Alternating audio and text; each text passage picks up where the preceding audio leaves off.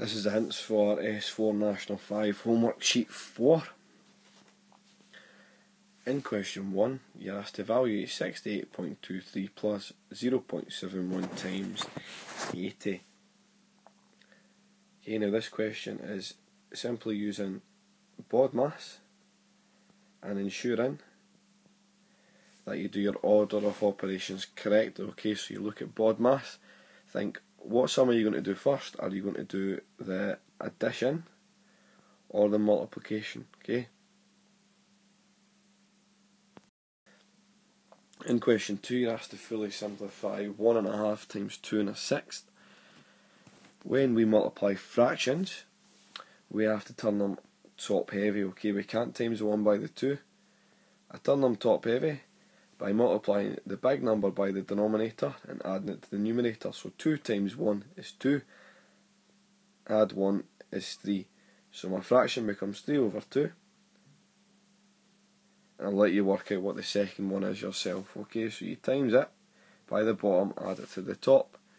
And when you're multiplying fractions, you times the top, times the bottom and fully simplify. For part B, you've got 5 over x squared plus 2 over 3x. Now, for this question, you need to get a common denominator. So you look for the lowest common multiple between x squared and 3x, and you're going to have to multiply the fractions so that your lowest common multiple is 3x squared. Okay, so your lowest common multiple is 3x squared, and I'll let you figure out yourself how you manage to get that. Okay, so we times the first fraction by something and the second fraction by something to get that 3x squared. In question 3, we're looking to rationalise the denominator and fully simplify. Okay, now rationalising the denominator means we remove the surd from the bottom of your fraction. Okay, we do that by multiplying the fraction by the surd on the top and the bottom. So we're timesing the top by root 2 and the bottom by root 2. So I times the top and bottom by root 2, and then I fully simplify. Okay, we get rid of the surd of the denominator, so my answer will not have a surd in the denominator. In question 3, we're looking to find the gradient and the y-intercept for the equation 4x minus y plus 3 is equal to 0. And to do this, we need to rearrange the equation in the form y equals mx plus c. So the first thing I would do here is I would move the positive 4x over to the other side, and I would have to do that by doing the opposite process. And the same for the plus 3, they need to both move over to the other side. You'll then be left with minus y on its own is equal to something, and then to get y, we flip all the signs. Okay, so you need to get it in the form so that it's y equals, and you can work out your gradient. That's the number in front of the x, and your y-intercept, which is c at the end. In question 5, we're looking to change the subject of the formula to the 3 assigned letters. In A, we've got 2y is equal to 6 over x minus 1. Now, because we've got an x on the bottom here, we need to eliminate the fraction by multiplying both sides by x minus 1. When I do that, it eliminates x minus 1 off the bottom here on the right hand side and just leaves me 6. Okay, I'll let you figure out what we do from there, but we have several similar examples in your jotter that we've done in class the previous few days. For parts B and C, we've got two similar formulas. We're looking at E equals a half mv squared, looking to rearrange to m, and V equals pi r squared h, looking to rearrange for r. Now, in both equations, you're going to have to rewrite it so that your m and your r is on the left hand side. Okay, so rewrite it so it's a half mv squared is equal to E, and then take over the v squared and get rid of the half. Okay, so you want to leave it as a half mv squared is equal to E, move the half and move v squared, and for the last one, pi r squared h is equal to v. You want to move the pi and the h over first and then deal with the r squared last. In question 6, we're looking to fully factorise 3x squared and minus 8x plus 4, and to do that we can use our table.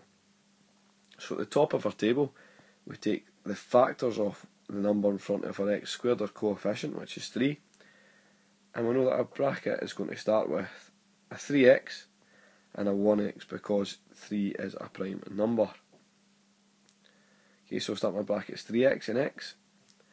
I know that both the signs are going to be the same because it's positive 4. I then write all my factors of 4 underneath the 3x and x, and then I would cross multiply to figure out which option makes minus 8. Okay, so I know that my brackets are going to start 3x and x, and I cross multiply my two factors inside the table to find out what makes minus 8. For part B, we've got a difference of two squares, but when you're doing a difference of two squares, you always have to look for a common factor. Can you take a common factor out?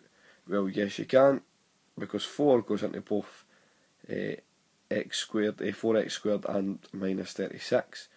So it's going to leave you x squared minus something inside the bracket, and then you need to factorise that one more stage. Okay, so it's 2 steps of factorising in part B. Fully factorise your answer. In question 7, you're looking to evaluate 8 to the power of 2/3, and to do that we need to write it in the form where we have our square root or our cube root. So the denominator goes outside your root, so we're taking the cube root of 8 and then we're going to square our answer. Okay, that's what it means when you have a fractional power. You take whatever root the denominator is, so in this case it's the cube root, so what number times itself 3 times gives you 8, and then you'll square that answer. Similarly for part B, when you've got 27 to the power of minus a third, except we've got one step to do before that. Because we have a minus power, we need to rewrite it so that our indice has a positive power, and when you have a minus power, it becomes positive when you move it to the denominator of your fraction, so it becomes 1 over 27 to the power of a third. And similarly, you're going to set up your your indice like you did in part A. In question 8, you are looking to find the equation of straight line joining the points A, 4, 2 and B, minus 8, 6. For this you need to find the gradient, and you get that by doing y2 minus y1 all over x2 minus x1. Your y2 and y1s and your x2 and x1 come from your points at the top. It doesn't matter what you call x1, y1, x2, y2 as long as the x1 and y1 are in the same bracket and the x2 and the y2 are in the same bracket. Once you've worked out the gradient, you're using the formula y minus b is equal to mx minus a, where you get your a and b values from either point A or point B.